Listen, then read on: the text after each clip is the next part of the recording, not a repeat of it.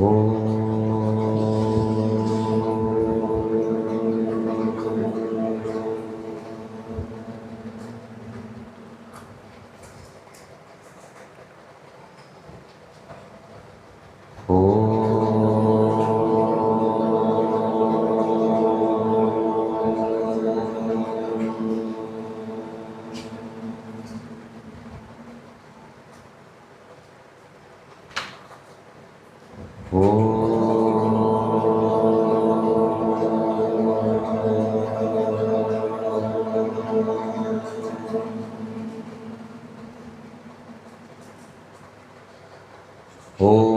सहना भवतु सहनौ भुनक्तु सह वीर्यं करवावहै तेजस्विनावधीतमस्तु मा विद्विषावहै। ॐ शान्ति शान्ति शान्तिः। ॐ श्री गणेशाय नमः। ॐ श्री सरस्वत्यै नमः। ॐ श्री गुरुभ्यो नमः। सदाशिवसमारम्भां शङ्कराचार्यमध्यमाम् अस्मदाचार्यपर्यन्तां वन्दे गुरुपरम्पराम्। श्रुतिस्मृतिपुराणानाम् आलयं करुणालयं नमामि भगवत्पाद शङ्करं लोकशङ्करं। समस्तजनकल्याणे निरतं करुणामयं नमामि चिन्मयं देवं सद्गुरुं ब्रह्मविद्वरं। नमः श्री शङ्करानन्द गुरुपादाम्बुजन्मने सविलासमहामोह ग्राहग्रासैककर्मणे।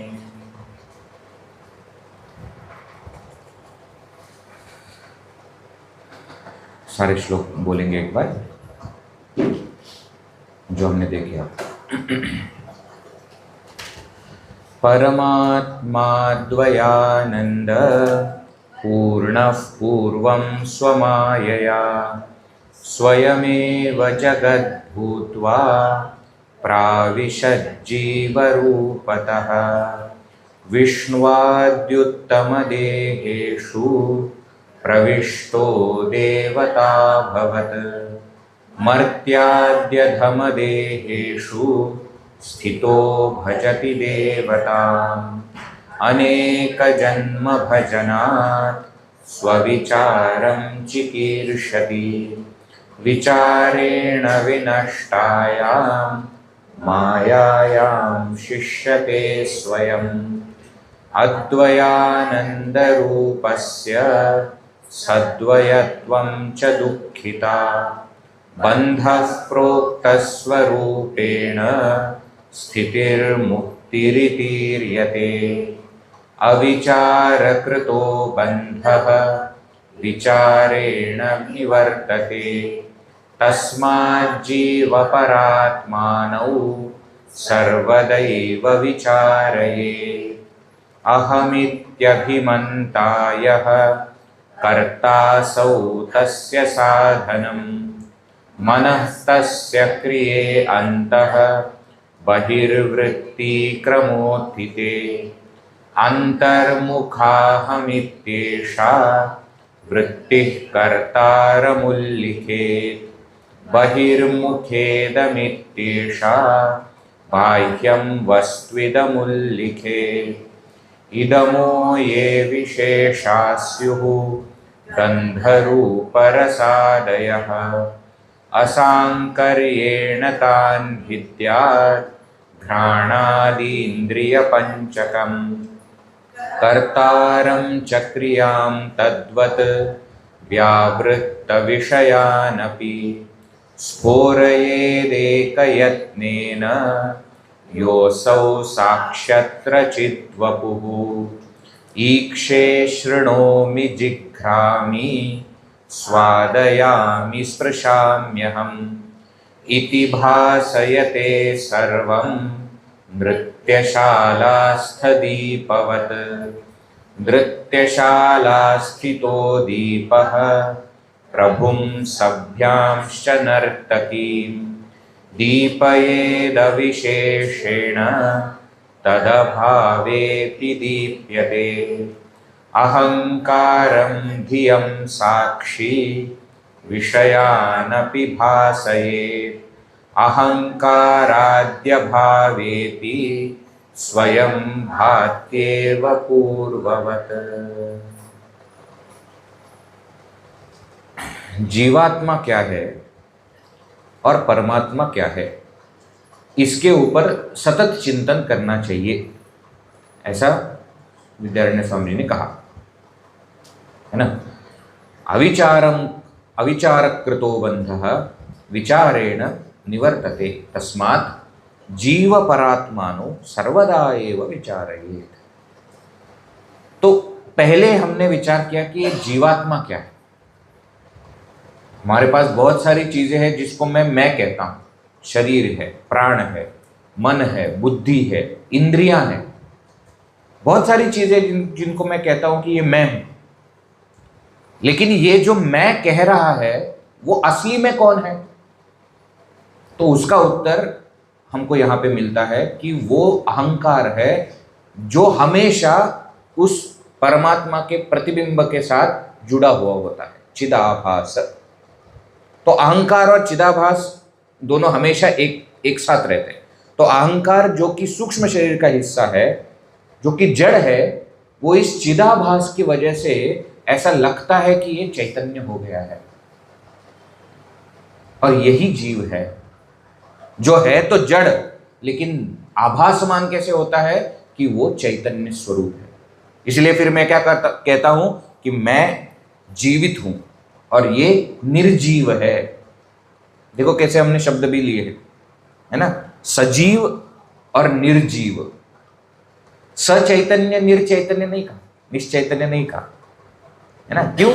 चैतन्य दोनों में है, चैतन्य तो इसमें भी है, लेकिन सजीव, जीव इसमें है। जीव है मतलब उस परमात्मा का इसके अंदर के सूक्ष्म शरीर में प्रतिबिंब हो रहा है। लेकिन इसके अंदर सूक्ष्म शरीर नहीं है, तो इसके अंदर परमात्मा का प्रतिबिंब नहीं हो रहा है। तो जितनी भी सजीव वस्तुएं हैं, सजीव चीजें, जैसे प्राणी है, पंछी है, पेड़ है, इन सब में सूक्ष्म शरीर है।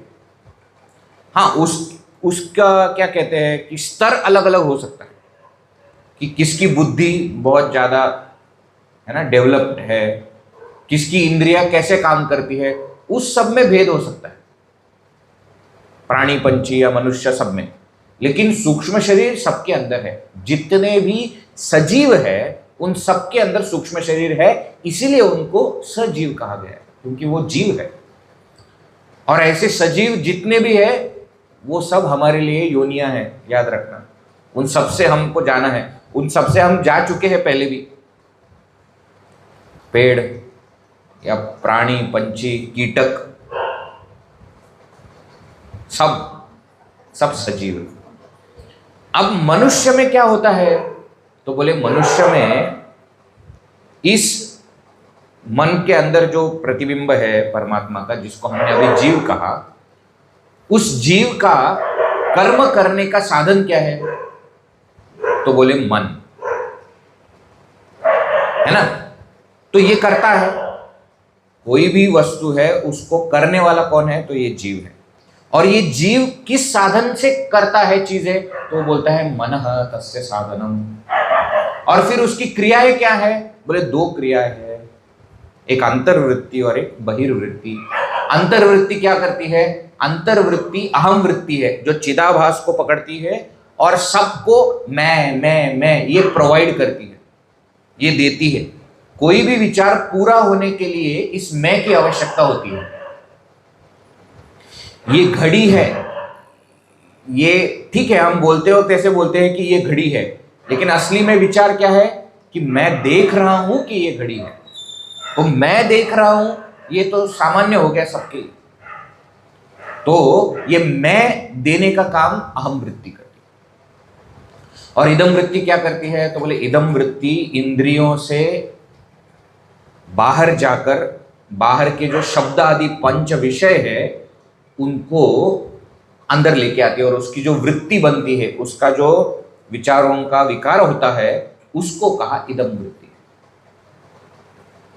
तो इन सब से ये जीव जो है वो कार्य करता है।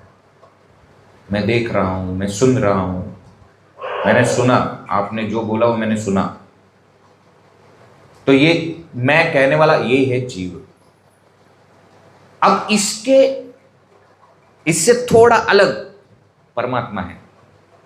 क्यों? क्योंकि यहां पे कहा कर्तारम क्रियाम व्यावृत्त विषयानपि एक यत्नेन स्फोरयेत्। परमात्मा क्या है? बोले जो जो आपने अभी बताया ना कि एक कर्ता है, फिर उसके करण और क्रिया है, और उसके वजह से वो बाहर के विषयों को, है ना, अंदर लेके आता है, बाहर के विषयों को समझता है। तो ये कर्ता, क्रिया और बाह्य विषय, जो कर्म कहा जिसे, ये तीनों को जो प्रकाशित करने वाला है वो चिद्वपुः, वो चैतन्य स्वरूप परमात्मा है। और वो हमारे अंदर कैसे है? बोले अत्र साक्षी। हमारे अंदर वो कैसा है? साक्षी बन के है। मतलब जब अहंकार कर्ता बन के मन इस करण के द्वारा, अहम वृत्ति इदम वृत्ति के द्वारा इंद्रियों से विषयों तक पहुंचता है, तो इन सबको देखने वाला साक्षी है, वो मैं हूं। अहंकार या जीव नहीं जो मन के द्वारा बाहर जाता है और मन के द्वारा इंद्रियों से फिर विषयों को लेके अंदर आता है, या अंदर बाहर करने वाला जीव मैं नहीं हूं, मैं वो साक्षी हूं जो इन सबको प्रकाशित करता है। एक यत्नेन, एक साथ प्रकाशित करता है, ऐसा नहीं कि एक के बाद एक, नहीं नहीं। तो जो कुछ भी हो रहा है उन सबको बिना किसी चीज का हिस्सा बने, बिना कुछ किए सिर्फ जो देखता है ना, वो है साक्षी। वो साक्षी मैं हूं। तो क्या करता है वो कि जब अहंकार और जीव या जीव हम जिसको कहते हैं, वो अलग अलग अनुभव करता है, ईक्षे शृणोमि जिघ्रामि स्वादयामि स्पृशामि अहम, मैं देख रहा हूं, मैं सुन रहा हूं, मैं सूंघ रहा हूं, मैं रसपान कर रहा हूं और मैं स्पर्श कर रहा हूं। ये सारे अनुभव जब अहंकार या जीव कर रहा है, तब साक्षी क्या कर रहा है? बोले इति भासयते सर्वम, वो सबको प्रकाशित करता है, भासमान करता है। कैसे? उदाहरण दृष्टांत यहां पे दिया, नृत्यशालास्थ दीपवत। बोले नृत्यशाला में जो स्थित दीप है उसके जैसे। अब इसी दृष्टांत को थोड़ा विश्लेषण करके बताते कि क्या दृष्टांत है। नृत्यशाला स्थितो दीपः प्रभुम सभ्यान नर्तकीं च अविशेषेण दीपयेत्। है ना? ये नृत्यशाला में स्थित जो दीप है वो क्या करता है? बोले प्रभुम, प्रभु माने राजा, जिसके लिए ये नृत्य हो रहा है। सभ्यान, बाकी के जो लोग आए हैं, प्रेक्षक, दर्शक, देखने वाले जो आए हो। और फिर क्या कहा? नर्तकीं च, और जो नृत्य करने वाली नर्तकी है, इन सबको जो प्रकाशमान करता है ना, वो दीप है। और देखना इसमें बढ़िया बात ऐसी है कि हमको बाकी सब दिखते हैं लेकिन दीप नहीं दिखता। भले ही वो दीप इतना प्रखर, इतना स्पष्ट वहां पे है, लेकिन हमारा ध्यान बाकी सब जगह पे जाता है, दीप पे नहीं जाता, तो दिए पे नहीं जाता, है कि नहीं? साक्षी का भी ऐसा ही है। वो सारे अनुभवों में अनुभवों को प्रकाशित करने का काम करता है, लेकिन उसकी तरफ हमारा ध्यान ही नहीं जाता।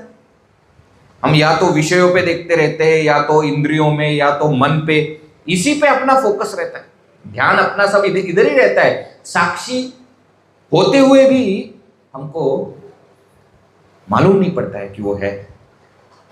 वैसे ही ये दिया है। फिर क्या कहा, बोले ये दिया ना सिर्फ इन सारे लोगों को एक साथ दीप्यमान करता है, प्रभु है, सभ्यान मतलब जो दर्शक प्रेक्षक है या नर्तकी है, उनके अभाव को भी प्रकाशित करता है। तद अभावे अपि दीप्यते। देखो स्वामी विद्यारण्य जी की खासियत ऐसी है ना कि एक तो उनके विचारों की जो श्रृंखला है, जिस प्रकार से इन्होंने कोई भी ग्रंथ को बांधा है, वो तो विशेष है ही। दूसरी बात उनकी ऐसी है ना कि किसी भी दृष्टांत को ना पूरा तरीके से लेते हैं। वैसे देखा जाए तो यहां पे पूरा हो सकता था कि साक्षी उस दीप के जैसे है जो तीनों को एक साथ प्रकाशित करता है। यहां पे उदाहरण खत्म हो सकता था, लेकिन उन्होंने क्या बोला, तद अभावे अपि दीप्यते।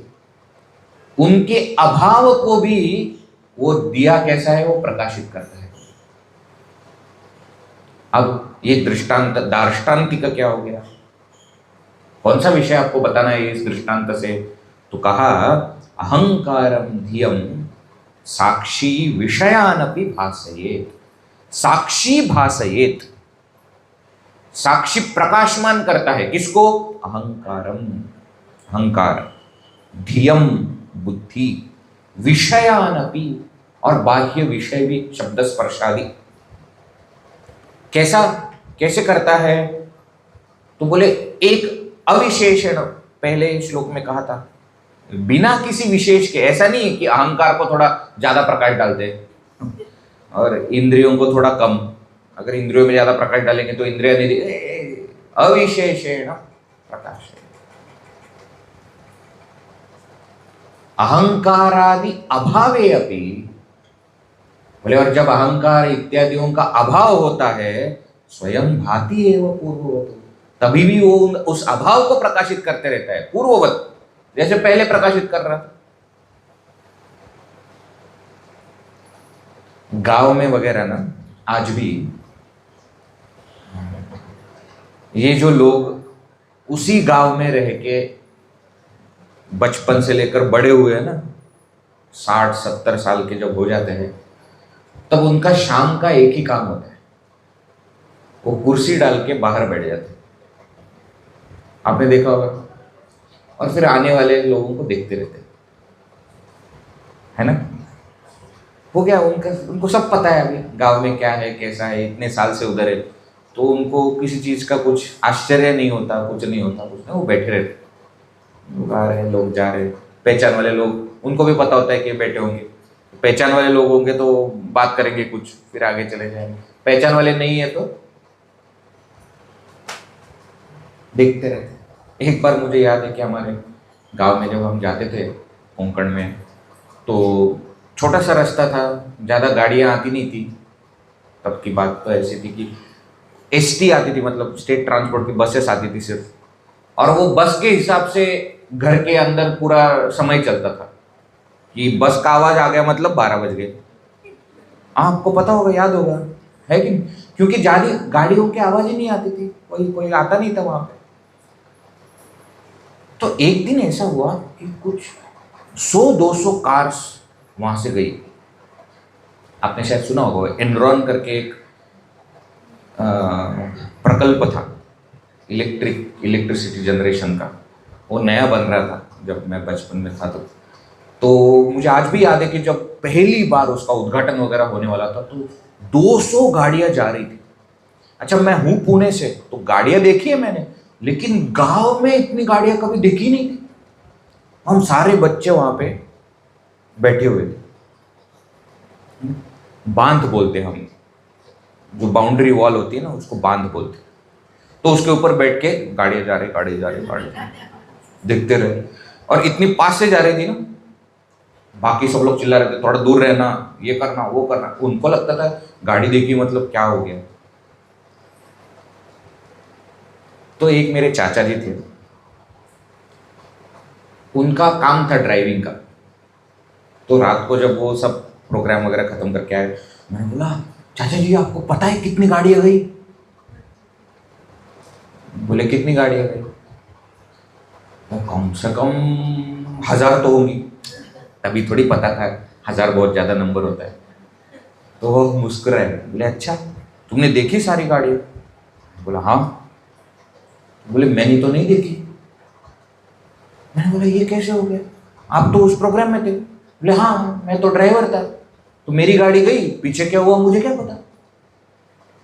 बहुत साल बाद मुझे ये बात समझ में आई कि साक्षी जो उस कार्यक्रम में नहीं है, जो बाहर बैठा हुआ है, वो सब कुछ देख सकता है, लेकिन जो उस कार्यक्रम में है वो उतना ही देखेंगे, बाकी उनको नहीं दिखाई देगा। कभी भी हमारे जीवन में कोई प्रश्न आता है, समस्या आती है ना, तो हमको साक्षी बन के देखना चाहिए कि क्या हो रहा है। उसका उत्तर जो है हमको तुरंत मिल जाएगा। हम उस समस्या के अंदर होते हैं, इसलिए हमको वो समस्या बहुत बड़ी लगती है। आप उस समस्या से बाहर निकलो और देखो, फिर बोलेंगे क्या है छोटी सी समस्या है। और देखो ऐसी बात है कि हम दूसरों को सलाह देने में एकदम माहिर हैं। हाँ, किसी दूसरे के साथ कुछ हुआ है, मैं बताता हूं क्या है। अपने जीवन में ऐसी चीजें होती रहती है। ऊंचाई आएगी तो नीचाई भी आएगी। ऐसे समय पे आपको डगमगाना नहीं, स्थिर रह के जो भी समस्या आ रही है उसको आपको फेस करना है।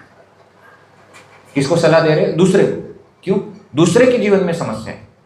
यही समस्या खुद के जीवन में आती है तो और पता नहीं क्या हो गया, मेरा कैसे होगा रे, मैं मरेगा रे, मैं जिंदा रहेगा क्या पता नहीं। फिर वही व्यक्ति जिसको आपने सलाह दी वो आके आपको वही सलाह देता है।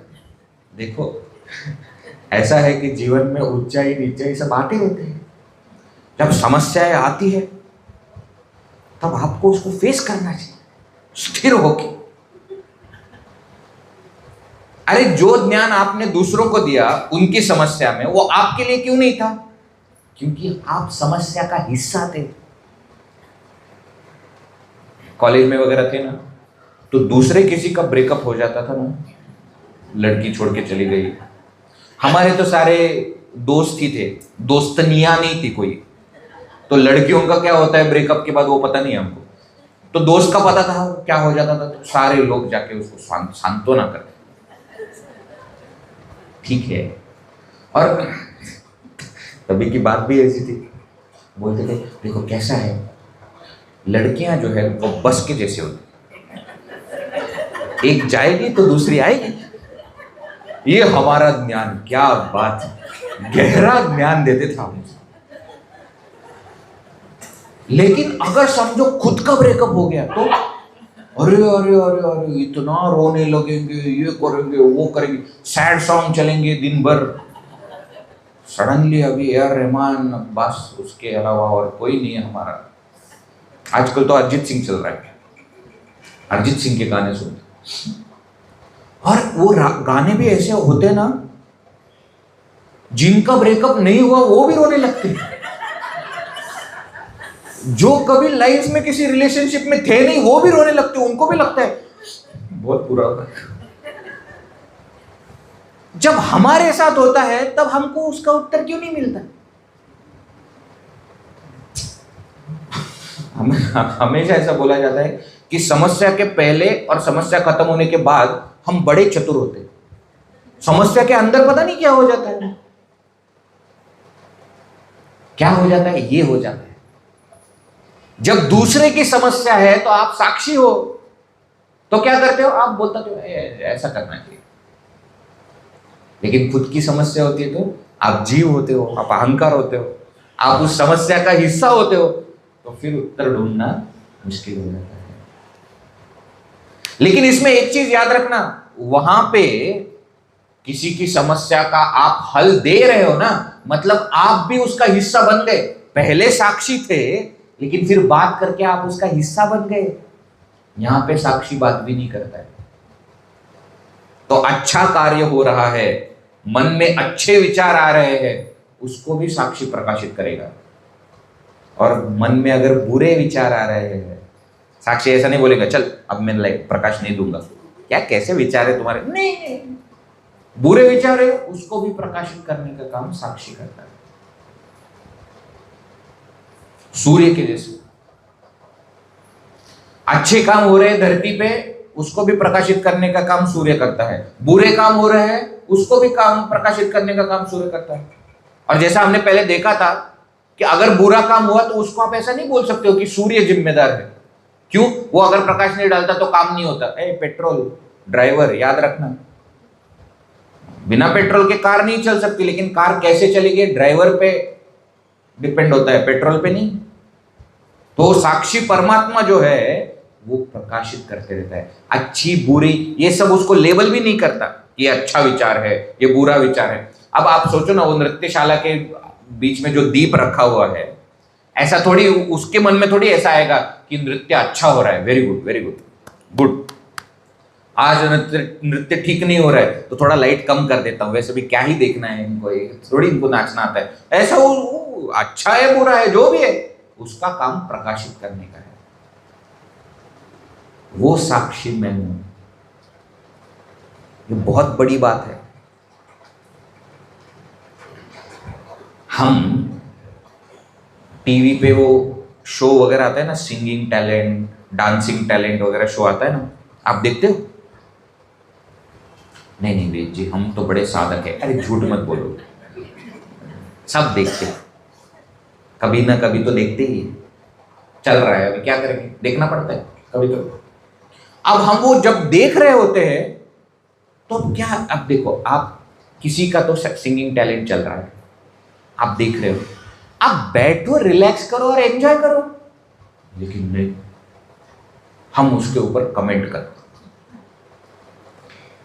ये सिंगर ना मजा नहीं, वो सिंगर अच्छा है, वेरी गुड वेरी गुड। अच्छा आपका संगीत ज्ञान क्या है? बोले हमको सिर्फ सा लगाना आता है, और वो सा भी कैसे लगाना है, पहले मैं लगाऊंगा फिर आप ढूंढना कि वो सा कौन सा है। ऐसा नहीं कि सा दिया फिर उसके हिसाब से, नहीं नहीं वो सब नहीं आता। हम शुरू करेंगे, आप देख लो, है ना। चिन्मय स्वरांजलि में वगैरह ना जब हम भजन वगैरह सीखते थे, सिखाते थे, तो बहुत बार ऐसा होता था, मैं भले ही तबला बजाता हूँ लेकिन मेरे पास हारमोनियम आ जाता था, क्योंकि तबला 2-3 लोग बजा सकते थे, हारमोनियम कोई नहीं बजाता था, तो हारमोनियम दे देते थे। तो कुछ लोग युवा केंद्र के हमको पता थे कि जिनको स्वर नहीं देना होता है, बाकी के जो लोग गाने वाले होते हैं ना उनको स्वर देना पड़ता है, उनको वो हारमोनियम सुनाई देना चाहिए, सा, फिर वो सा में शुरू करेंगे। कुछ लोग होते हैं उनको सा नहीं देना, वो अपना अपना करेंगे, तुम ढूंढ लो सा कहां पे है और कहां पे गाना चल रहा है, वो तुम्हारा काम है, उसका उससे कुछ लेना देना नहीं। अच्छा ऐसे स्तर के हम सिंगर है, और हम क्या करते हैं, वहां पे टीवी पे जो चल रहा है उसके ऊपर अपनी राय, अपनी प्रतिक्रिया, किसने पूछा है आपको? और यहां तक रुकते नहीं, उसके जो बड़े बड़े महान सिंगर्स आते हैं उसके ऊपर भी अपनी राय लगती है, ये अच्छा है ये बुरा है। अरे उस कार्यक्रम में वो परफॉर्म करने वाले, वो गाने वाले, वो नृत्य करने वाले लोग हैं, लेकिन उसी के साथ वहां पे 3 या 4 जज भी बिठाए ना कार्यक्रम वालों ने, तो जजिंग करने का काम किसका है? उनका है। तो आप क्यों जज बन रहे हो? आप बैठो सभ्यान ऑडियंस बन के देखो, अच्छा लगा तो वापस सुनो, नहीं अच्छा लगा तो चैनल बदल दो, कमेंट क्यों कर रहे हो? ये अपने जीवन में बहुत महत्व की चीजें हमको समझनी चाहिए। कोई व्यक्ति कुछ बोलता है, तुरंत उसके ऊपर कमेंट कर रहे, चुप नहीं बैठ सकते। खाना खाने के लिए बैठ गए सब, और खाना खाते हुए किसी ने कुछ बोला, हमको उसके ऊपर कुछ बोलना ही होता है, भले ही हमको उस बारे में कुछ पता हो ना हो, कोई विषय चल रहा होगा जिसके बारे में मुझे कुछ भी नहीं पता, फिर भी मुझे तो मैं तो बोलूंगा। हर एक चीज में अपनी प्रतिक्रिया देते हैं। हम बचपन में वो न्यूज़पेपर वगैरह पढ़ते थे ना, मराठी न्यूज़पेपर पढ़ते थे, तो जब भी किसी के बारे में कोई न्यूज़ छपी हुई होती थी तो उधर एक वाक्य लिखा हुआ था कि उन्होंने प्रतिक्रिया देने से मना कर दिया। मैंने बोला यार ये बंदा अच्छा है जो प्रतिक्रिया नहीं देता। क्यों? फिर कुछ समझ में नहीं आता किसके मन में क्या चल रहा है। जो प्रतिक्रिया देते रहते हैं ना, उनको पता होता है क्या है। हमको आदत होती है हर एक चीज में अपनी प्रतिक्रिया देके, क्योंकि आप जैसे ही आपने प्रतिक्रिया दी आप उसका हिस्सा बन गए। साक्षी बनना मतलब प्रतिक्रिया भी नहीं देना, ये भी नहीं बोलना कि ये अच्छा है कि बुरा है, सिर्फ देखना। अगला स्तर है, देखो कल हमने क्या देखा था कि साक्षी बन के एंजॉय करो, गलती भी हो रही है तो वो भी एंजॉय करो। अब यहां पे क्या कहा? इन्वॉल्व ही मत होना, जस्ट देखो। कैसा था? अच्छा, जस्ट देखो, ये साक्षी मैं हूं। ये बात यहां पे चल रही है। और फिर क्या कहा? जब ये अहंकार, बुद्धि, विषय ये सब नहीं होते, अहंकारादि अभावे अपि, कब नहीं होते? बोले अपने नींद में। विषय तो बाहर के बाहर रह जाते हैं, मन सो रहा होता है सुषुप्ति में, है ना, गहरी नींद में। तो अहंकार भी क्या है? होता तो है लेकिन उसको कोई कुछ खेलने के लिए उसका साधन तो सोया है, तो क्या करता है? एक ही विचार लेके पकड़ के बैठा हुआ होता है, मुझे कुछ नहीं पता, मुझे कुछ नहीं पता, मुझे कुछ नहीं पता। तो इन सबके अभाव को भी प्रकाशित करने का काम साक्षी का है, और वो साक्षी मैं हूं। अब इसी को आगे लेके जाते हैं और कुछ चीजें इसी दृष्टांत की बताते हैं। देखिए 13वां श्लोक। निरंतरं भासमाने कूटस्थे ज्ञप्तिरूपतः तद्भासा भास्यमानेयम् बुद्धिर्नृत्यत्यनेकधा। निरंतरं भासमाने कूटस्थे ज्ञप्तिरूपतः तद्भासा भास्यमानेयं बुद्धिर्नृत्यत्यनेकधा। निरंतरं कूटस्थे भासमाने, सती सती सप्तमी प्रयोग। निरंतरम बिना किसी अंतर के, हमेशा, निरंतरम। कूटस्थे भासमाने, जब ये कूटस्थ, कूटस्थ मतलब क्या? जो कभी बदलता नहीं है उसको कूटस्थ कहते हैं। कूटवत तिष्ठति इति कूटस्थः। कूट, कूट का अर्थ क्या होता है संस्कृत में? आपने कभी देखा होगा कि ये जो लोह होता है ना, लोहा होता है ना, लोहा, उस लोहे को जब आपको किसी आकार में लाना होता है तो उसको गर्म करते हैं, आपने देखा होगा। और उसको गर्म करने के बाद पकड़ के उसको एक उसका एक साधन होता है, उसके ऊपर रख के फिर हथौड़ा मारते हैं और फिर उसको एक आकार देते हैं, है ना। तो नीचे का जो होता है ना, उसको कहते हैं कूट। नीचे का आपने देखा होगा ना, एक बड़ा, वो भी लोहे का ही होता है वैसे देखा जाए तो, लेकिन वो एक बहुत स्ट्रांग लोहा होता है। तो जब ये लोह अपना आकार बदल रहा है तब नीचे का लोहा जो है वो अपना आकार नहीं बदलता। समझो नीचे का ही आकार बदलने लगे तो फिर ऊपर का लोहा का कुछ काम नहीं होगा, तो वो गलत कूट हो गया, फिर कूटवत, है ना। तो कूटवत तिष्ठति, जो उस कूट के जैसे होता है उसको कहते हैं कूटस्थ। परमात्मा को कूटस्थ क्यों कहा जाता है? बोले क्योंकि वो बदलता नहीं, उसके ऊपर रख के बाकी सारी चीजें बदल जाती है, वो नहीं बदलता। तो ऐसा कूटस्थ साक्षी, यहां पे कूटस्थे भासमाने, जब ये कूटस्थ साक्षी चैतन्य जो है वो प्रकाशित कर रहा होता है ज्ञप्ति रूपतः, कैसे? क्योंकि उसका स्वरूप है ज्ञप्ति। ज्ञप्ति माने चैतन्य, रूपतः ये तो उसका स्वभाव है। तो ऐसा कूटस्थ, ऐसा साक्षी जब प्रकाशित कर रहा होता है, किसको प्रकाशित करता है? तद भाषा, उस प्रकाश से, उसके प्रकाश से, उस साक्षी चैतन्य के प्रकाश से भास्यमाना इयं बुद्धि, ये बुद्धि, ये मन जो भास्यमान है, प्रकाशित हो रही है, नृत्यति अनेकधा, वो अनेक प्रकारों से नृत्य करती है। क्या कहा? साक्षी जो है वो चैतन्य स्वरूप है और बदलता नहीं है, कूटस्थ रूप है। और जब ऐसा साक्षी प्रकाशमान करता है बुद्धि को, तो जो बुद्धि प्रकाशित हुई है वो क्या करती है? अनेकधा नृत्यति, वो नाचती रहती है अलग अलग अलग प्रकार से। मतलब इसमें बहुत सारी चीजें सोचने की जैसी।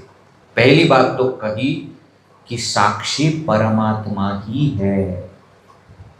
इसके ऊपर बहुत लोगों को कंफ्यूजन होता है। आप इसको इस प्रकार से देख सकते हो कि मैं अभी खुद को जीवात्मा समझ रहा हूं, लेकिन मैं असली में परमात्मा हूं।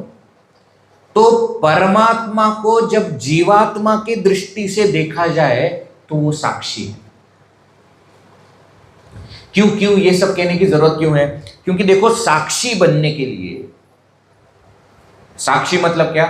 विटनेस, मैं देख रहा हूं, प्रकाशित कर रहा हूं। तो अगर मैं साक्षी हूं तो प्रकाशित करने के लिए मेरे अलावा कोई वस्तु होनी चाहिए। मैं साक्षी तभी बनूंगा जब कुछ देखने के लिए है, नहीं तो मैं साक्षी कैसे बनूंगा? तो अब हम जब सोचते हैं कि परमात्मा, परमात्मा तो एक ही है, तो वो किसका साक्षी है? सोचिए, परमात्मा को अगर हमने साक्षी कहा तो किस चीज का साक्षी है? क्या देख रहा है वो? उसके अलावा कोई चीज है ही नहीं देखने की जैसी। देखने की जैसी थोड़ा दूसरी कोई चीज है ही नहीं। तो परमात्मा साक्षी नहीं है, लेकिन साक्षी परमात्मा है।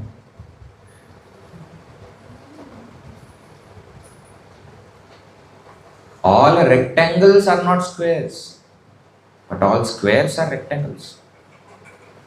परमात्मा साक्षी क्यों नहीं है? क्योंकि उसको देखने के लिए कोई वस्तु है ही नहीं। फिर साक्षी को परमात्मा क्यों कहा? क्योंकि वो साक्षी परमात्मा ही है, जिसे हम अज्ञानी अपने हिसाब से देख रहे हैं। इसीलिए वो परमात्मा जो है वो साक्षी है, ऐसा हमें लग रहा है।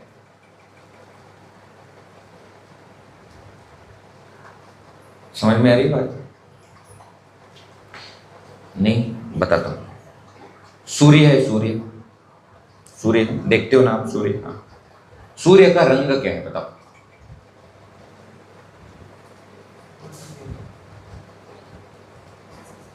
अरे येलो बोल दो ना। मैंने कल तो कहा था कि आपको इतना स्पेसिफिक होने की जरूरत नहीं है।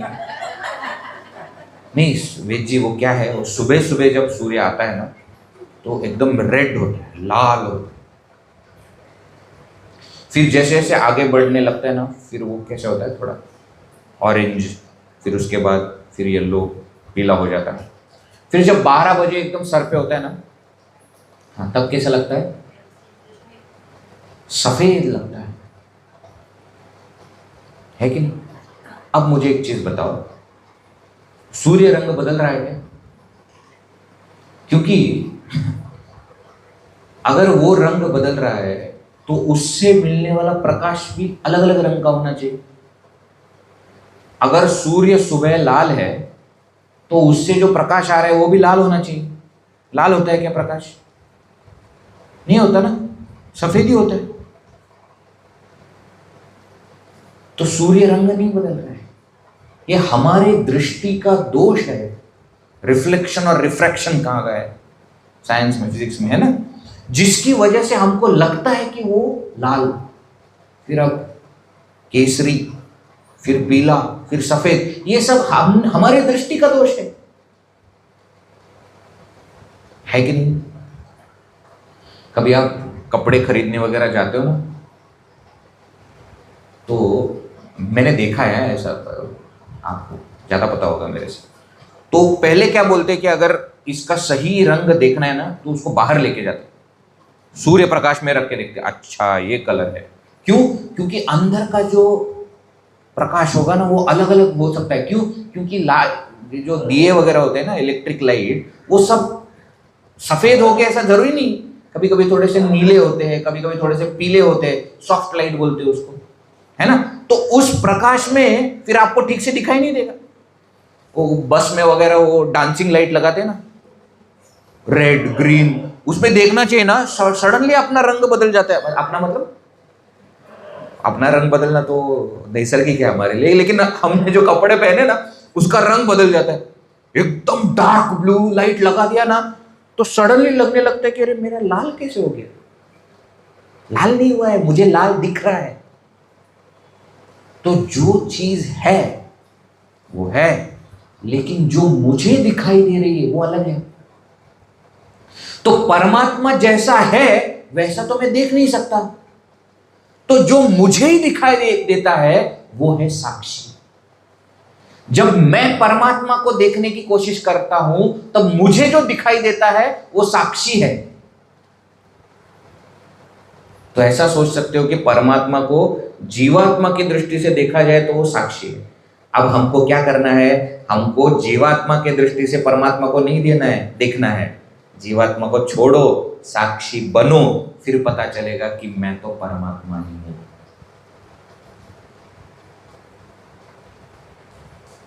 हम जीव बन के साक्षी को देखते हैं, हमको साक्षी बन के जीव को देखना है। क्यों? क्योंकि मैं साक्षी हूं, जीव नहीं।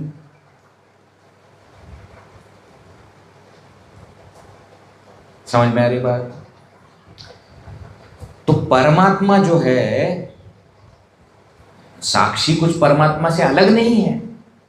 भले ही परमात्मा साक्षी ना हो, लेकिन साक्षी चैतन्य रूप परमात्मा ही है। इसलिए कभी कभी इसको साक्षी चैतन्य कहा गया। सिर्फ साक्षी नहीं कहते, साक्षी चैतन्य। क्यों? याद रहे कि ये साक्षी परमात्मा ही है। तो ये साक्षी चैतन्य जो है वो कूटस्थ है, वो बदलता नहीं। ये भी बहुत अच्छी बात होती है साक्षी, वो बदलता नहीं।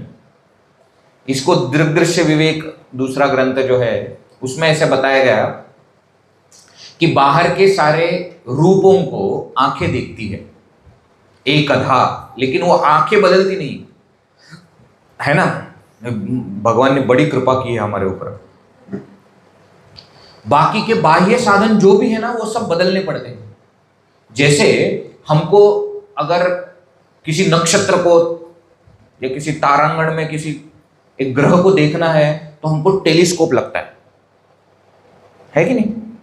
अब वही टेलीस्कोप हम किसी छोटी वस्तु को देखने के लिए नहीं उपयोग कर सकते, उसके लिए माइक्रोस्कोप लगता है।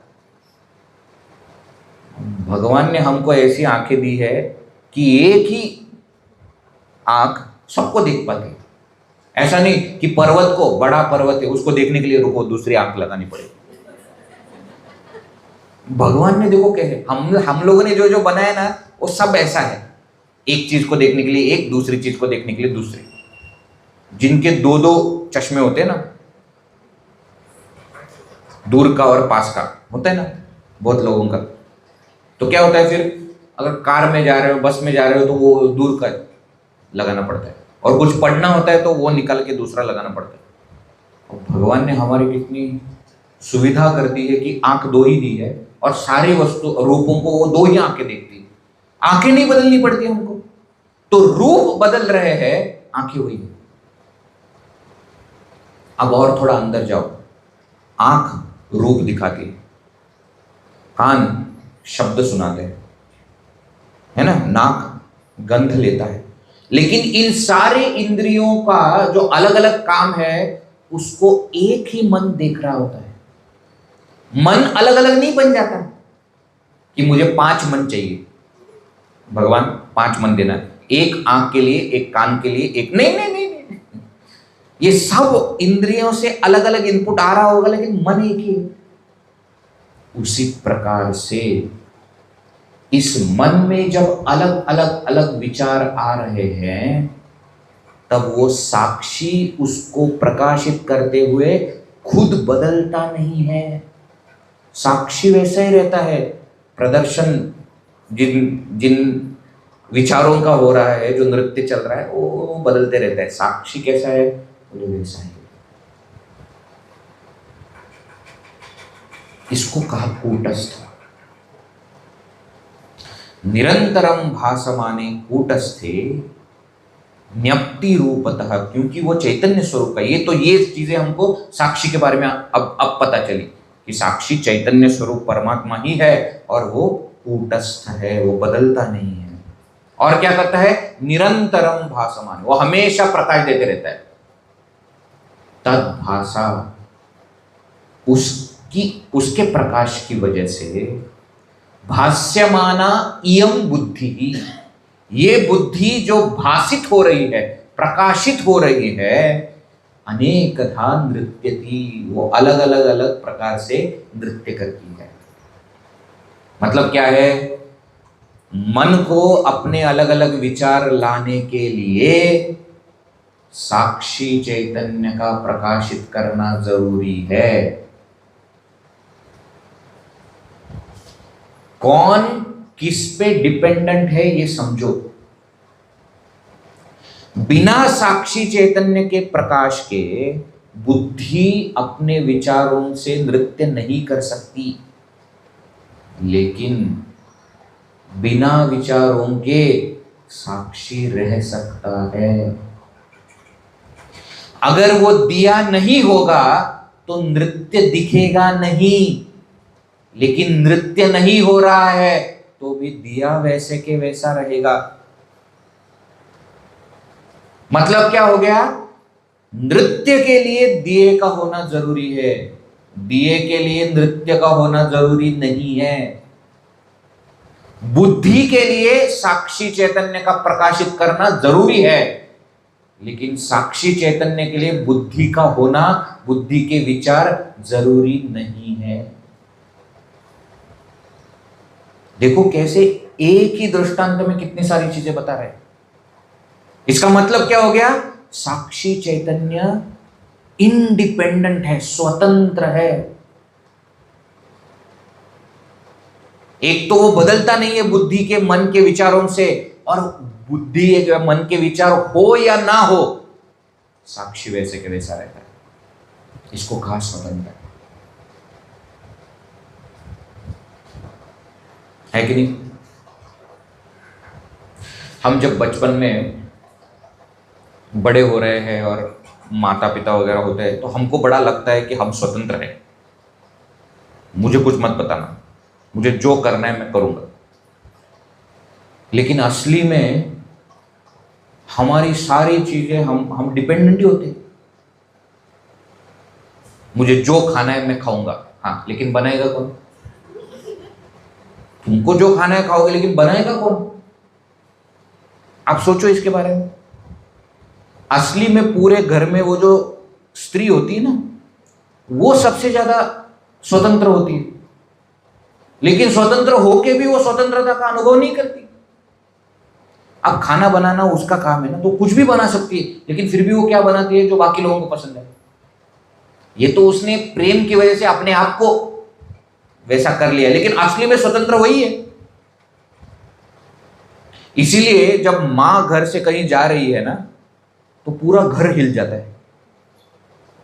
10 इंस्ट्रक्शन हर एक को देनी पड़ती है। तो बच्चे के लिए 10 इंस्ट्रक्शन अलग, पति के लिए 10 इंस्ट्रक्शन अलग, सास ससुर के लिए 10 इंस्ट्रक्शन अलग। क्यों? क्योंकि वो सब वो ही कर रही होती है। तो जब वो जाती, ये सब करना किसका काम? और उसका क्या? उसका कुछ नहीं, जहां कहीं भी जाएगी वो अपना अपना कर लेगी। तो समझना जरूरी है कि असली में स्वतंत्र कौन है और परतंत्र कौन है। हमको भले ही लगे कि हम जो चाहे कर रहे हैं, आएगा कुछ भी कर सकते, कुछ नहीं कर सकते। साक्षी स्वतंत्र क्यों है? क्योंकि बुद्धि हो या ना हो, बुद्धि में किस प्रकार के विचार आ रहे, उस सब का उसके होने से कुछ मतलब नहीं है। साक्षी तो है, वो प्रकाशित करते रहता है। लेकिन बुद्धि बिना साक्षी चैतन्य के कुछ कर नहीं पाती है। हमने इसको पहले देखा था कि उस सूक्ष्म शरीर में जब परमात्मा का प्रतिबिंब होता है ना, तब वो सूक्ष्म शरीर चैतन्यमय लगता है तो जड़। चैतन्य में क्यों लगता है? बोले उस परमात्मा के प्रतिबिंब की वजह से। समझो प्रतिबिंब ना हो तो ये शरीर जड़ होते हुए भी चैतन्यमय क्यों लग रहा है? क्योंकि इसके अंदर परमात्मा का प्रतिबिंब है। जैसे ही वो परमात्मा का प्रतिबिंब चला जाएगा, कुछ नहीं हो सकता। उंगली भी नहीं हिला सकते आप। पहले बड़े उंगली कर रहे थे ना सबको, अब उंगली भी नहीं हिला सकते, है ना? तो क्या बोलते हैं? शव हो गया। शिव से शव हो गया। शिव क्या है? जिसमें वो लाइफ है, प्रतिबिंब हो रहा है, परमात्मा का प्रतिबिंब पड़ रहा है। जब वो नहीं होगा तब उठाने के लिए 4 लोग लगते। आप शव को ऐसा नहीं बोल सकते चलो जाना है, हाँ शवागार जाना है, चलो हम गाड़ी निकाल रहे। नहीं नहीं, आप गाड़ी निकालो लेकिन शव नहीं हिलेगा जगह से। उसको उठाने के लिए 4 लोग लगेंगे। फिर बड़ा इंटरेस्टिंग। तो परमात्मा को, साक्षी को रहने के लिए बुद्धि वगैरह की आवश्यकता नहीं है, लेकिन बुद्धि को रहने के लिए साक्षी की आवश्यकता है। अब जब ये साक्षी से ये प्रकाशित होती है बुद्धि, तब वो बुद्धि अनेक प्रकार के नृत्य करती है, अनेक प्रकार के विचार लाती है कि ये ऐसा है, ये ऐसा है, मैं ये देख रहा हूं, मैं ये सुन रहा हूं, मैं ये कर रहा हूं, मैं ये सब विचार कैसे आ रहे हैं? क्योंकि वो साक्षी प्रकाशित कर रहा है बुद्धि को। ये बात समझ में? अब क्या बोले? अब वो सारे दृष्टांतों की जो चीजें, जिस चीजों के साथ हमको कंपेयर करनी है ना, वो सब एक साथ बताता है। विद्यारण्य स्वामी बड़े कृपालु हैं। उनको पता है कि शायद हम भूल जाए कि राजा कौन है, दर्शक प्रेक्षक कौन है, नर्तकी कौन है, दिया कौन है, ये शायद हम भूल सके। हम ना भूले इसलिए एक जगह कैसे बताए। देखिए कैसे बताते हैं। 14वां श्लोक। अहंकार प्रभु सभ्याः विषया नर्तकी मतिः तालादिधारिण्यक्षाणी दीपः साक्ष्यवभासकः। अहंकारः प्रभुः सभ्याः विषया नर्तकी मतिः तालादिधारिण्यक्षाणी दीपः साक्ष्यवभासकः। ये श्लोक को स्टार मार्क करके रखिए। क्यों? क्योंकि एक ही श्लोक में सारी चीजें बताई। इसको संस्कृत में देखो, कभी किसी चीज को कंपेयर करते हैं ना, तो उसको कहा जाता है उपमा। संस्कृत में उसको कहा जाता है उपमा। जैसे हम बोलते हैं ना कि तुम्हारा मुख जो है वो चंद्रमा के समान है, इसको उपमा कहा गया है। मतलब आपके मुख को चंद्रमा की उपमा दी गई है। अब ज्यादा उसको खींचना नहीं तो गड़बड़ हो जाएगी। मतलब क्या है? आपका मुख सुंदर है चंद्रमा के जैसे, खत्म करो। आप उसी दृष्टांत को, उपमा को ज्यादा खींचोगे ना, तो जैसे उस चंद्रमा के अंदर दाग है, वैसे दाग, गड्ढे तुम्हारे मुख के अंदर भी है। वो नहीं बताना है वहां। जैसे चंद्रमा अमावस्या से लेकर पूर्णिमा तक बढ़ता है और पूर्णिमा से लेकर अमावस्या तक घटता रहता है, वैसे ही तुम्हारा मुख भी कभी कभी ऐसा होता है, कभी कभी।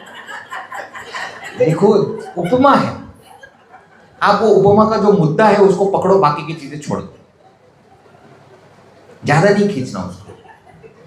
लेकिन कुछ चीजें कंपेयर करते वक्त ऐसे होती है कि बहुत सारी चीजों को बहुत सारी चीजों के साथ कंपेयर किया जाता है, जिसको संस्कृत में कहते हैं रूपक। रूपक कहते हैं, हिंदी में रूपक, संस्कृत में रूपक। ये रूपक का क्या होता है? बोले एक्सटेंडेड मेटाफर। मेटाफर माने उदाहरण, लेकिन उस उदाहरण को खींचा जाता है। मतलब क्या? यहां पे मुख्य उदाहरण क्या है? नाटक दीप, ये उदाहरण है।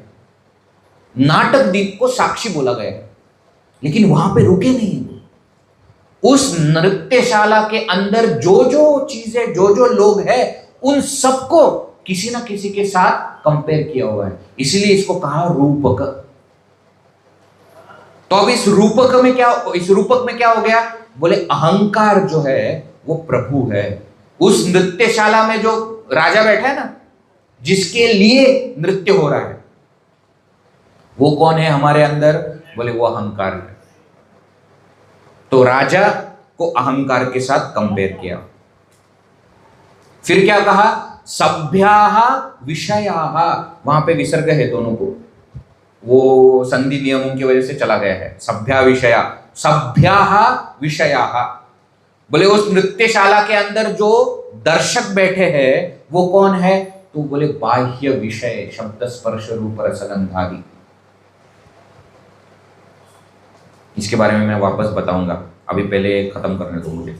नर्तकी मति ही, बोले नृत्य करने वाली जो नर्तकी है वो नृत्यशाला के अंदर, वो कौन है? वो मति ही, वो हमारी मति है, बुद्धि है, मन है। तो देखो कैसे कंपैरिजन क्लियर बताया। राजा अहंकार, सभ्या मतलब दर्शक, विषय, नर्तकी मति। अब एक और चीज यहां पे ऐड कर दी, बहुत सुंदर। ताल आदि धारिणी, जो ताल वगैरह देते रहते ना, अब वो नृत्य कर रही है तो अकेली थोड़ी नृत्य करती, तो बाजू में बैठे हुए होते हैं, है ना। अगर साउथ इंडियन नृत्य है तो देते रहते ताल, है ना। अगर नॉर्थ इंडियन है तो हाथ से देते। देखो कथक, भरतनाट्यम, अंतर होता है दोनों। नॉर्थ इंडिया में है तो तबला बजेगा, साउथ इंडिया में है तो मृदंग बजेगा, है ना। गाने का तरीका भी अलग होता है। लेकिन उस नर्तकी के लिए ये ताल आदि धारिणी, ये जो लोग होते हैं जो ताल को पकड़, धारिणी ताल को पकड़ के बैठे, ताल को पकड़ के बैठे मतलब वाद्य वृंद कहा जाता है उनको। कि बाकी के वाद्य लेकर जो बैठे हैं वो कौन है? बोले अक्षाणी, आंखें, कान, नाक, इंद्रिय। क्यों? क्योंकि देखो नर्तकी जो कि मति है, बुद्धि है, वो बिना इंद्रियों के कुछ कर नहीं पाएगी। देखो कैसे सुंदर बात कंपेयर की है यहां पे। नर्तकी को अगर नृत्य करना है तो वाद्य वृंद की आवश्यकता है, बिना संगीत के कहां वो नृत्य करे। वैसे ही मन को काम करने के लिए इंद्रियों की आवश्यकता है। और फिर क्या कहा? दीप साक्षी, और वो नृत्यशाला के बीच में वो जो दीप है वो क्या है? तो बोले वो है साक्षी। कैसा है? अवभासक, जो प्रकाशित करते रहता है। अब इसको और थोड़ा देखते हैं। राजा कौन है? अहंकार, जिसके लिए सब हो रहा है। समझ लो इसको, राजा अहंकार है, जिसके लिए हो रहा है। कर्तृत्व भोक्तृत्व सब उस अहंकार का है। राजा है तो नृत्य है, राजा नहीं है तो नृत्य नहीं है, उसके लिए हो रहा है। फिर क्या कहा, दर्शक कौन है? विषय है। अब ये बहुत बड़ी बात कही, देखो, दर्शक विषय है मतलब क्या? वो सिर्फ है, उनके लिए कुछ नहीं हो रहा है। नृत्य तो राजा के लिए हो रहा है, विषय सिर्फ है। हम कई बार ऐसा बोलते हैं कि हमारे मन में गलत विचार क्यों आते हैं? विषयों की वजह से। अरे अरे अरे अरे, विषयों की वजह से गलत विचार नहीं आते, गलत विचारों की वजह से आप विषयों को देखते हो। किसकी वजह से क्या है ये क्लियर करो। नर्तकी है इसलिए दर्शक है, दर्शकों के लिए नर्तकी नहीं है। नर्तकी तो राजा के लिए है। देखो ये बहुत विषय बात। मन किसके? मन अहंकार के हिसाब से चलता है, विषयों के हिसाब से नहीं। तो अहंकार को जैसा चाहिए मन वैसा रहेगा। अब जैसा मन है वो उस प्रकार के विषयों के पास जाएगा। विषय तय नहीं करते कि मन में क्या विचार होंगे, विचार तय करते हैं कि कैसे विषय आएंगे। ये शिविर 28 तक है, 29 को क्या होगा विषय तय नहीं करे, आपका मन तय करेगा कि आप कौन से विषयों के पास जाओगे। हाँ, कुछ लोग होते ना जो नॉनवेज वगैरह खाते ना, उनको 7-8 दिन कंटिन्यूअसली ये खाना देते हैं, वो सब परेशान हो जाते हैं, क्या है कब मैं बाहर निकलूंगा, पता नहीं कहाँ पे पकड़ के रखा है मुझे।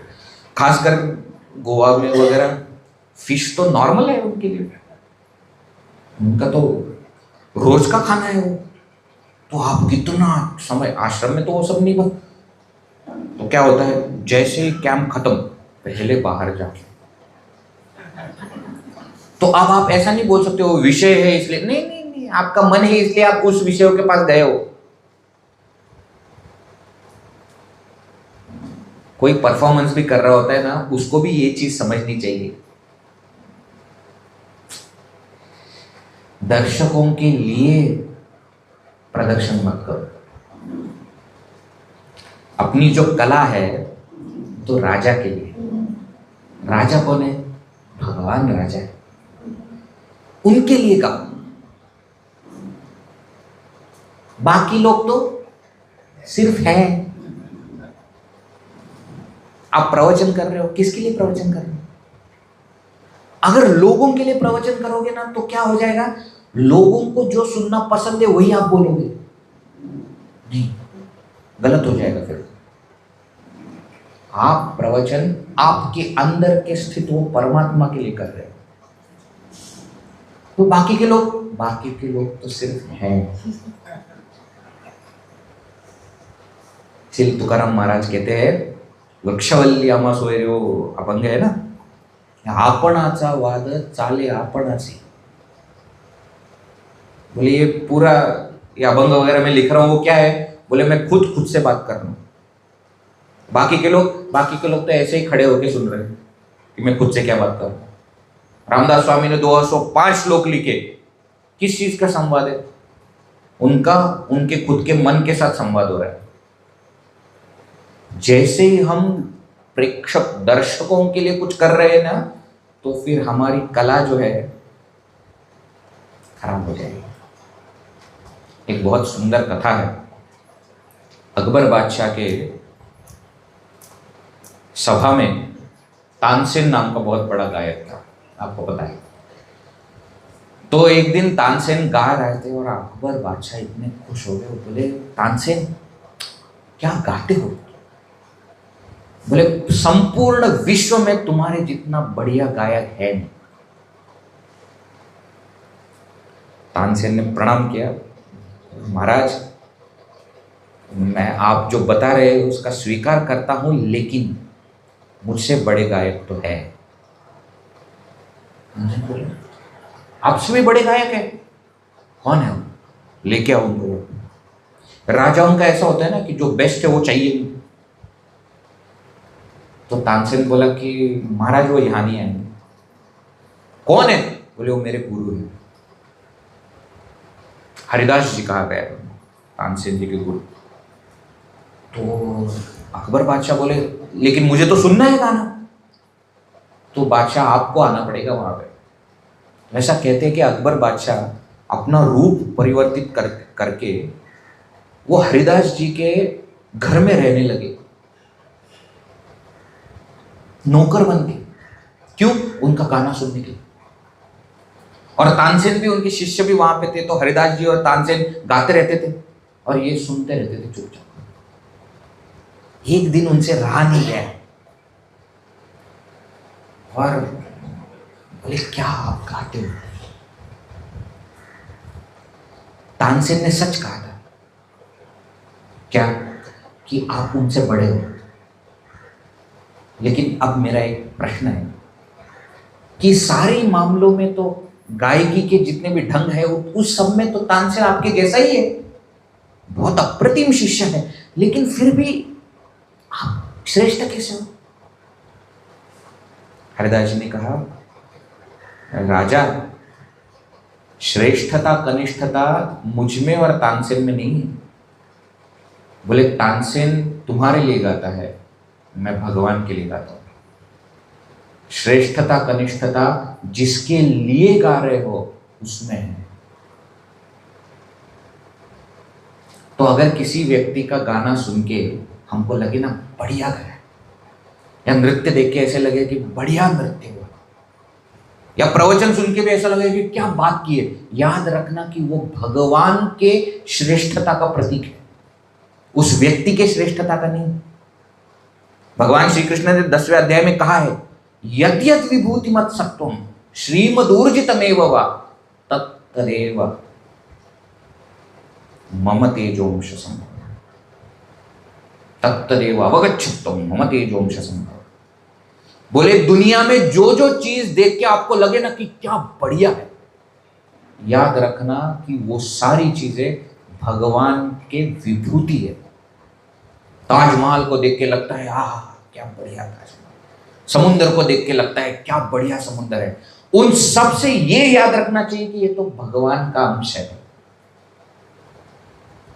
तो जब आप कला प्रदर्शित कर रहे हो या कुछ भी कर रहे हो, याद रखना हम भगवान के लिए कर रहे हैं, बाकी के लोग तो सिर्फ हैं।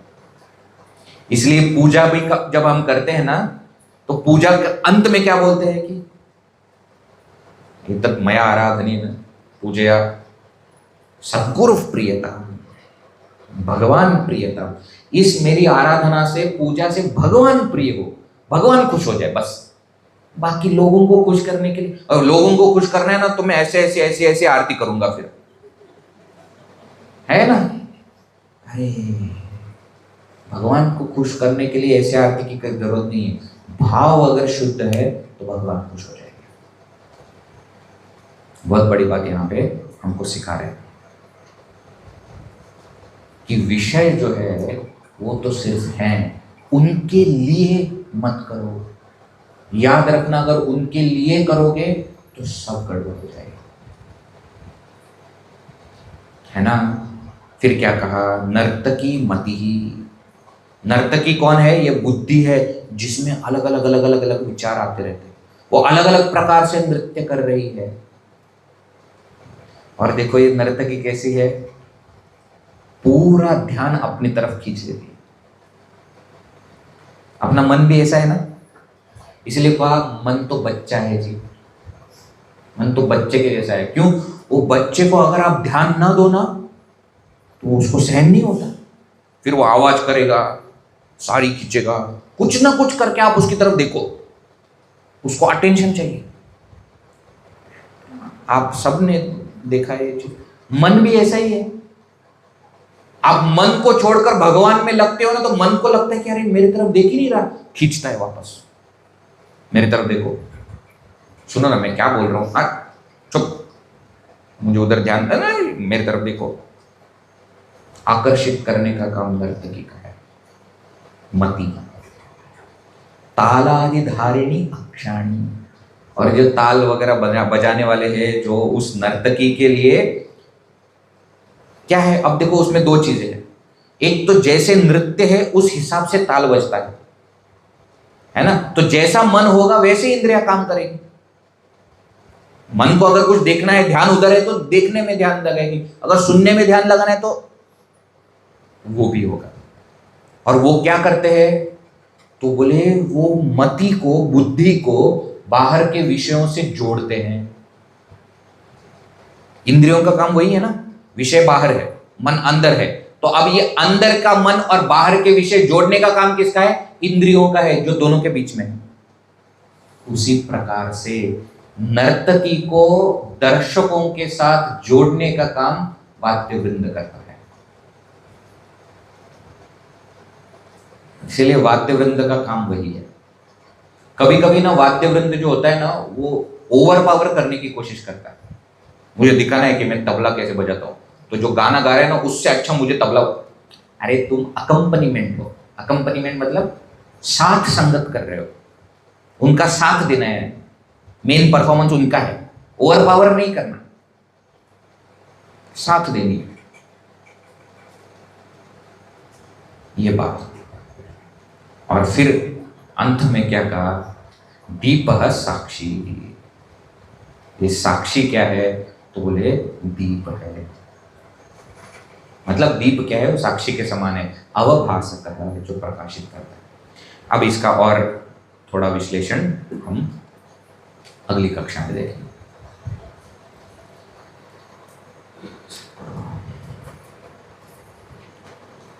ओम पूर्णमदः पूर्णमिदं पूर्णात् पूर्णमुदच्यते पूर्णस्य पूर्णमादाय पूर्णमेवावशिष्यते। ओम शांति शांति शांति। श्री गुरुभ्यो नमः। हरि ओम।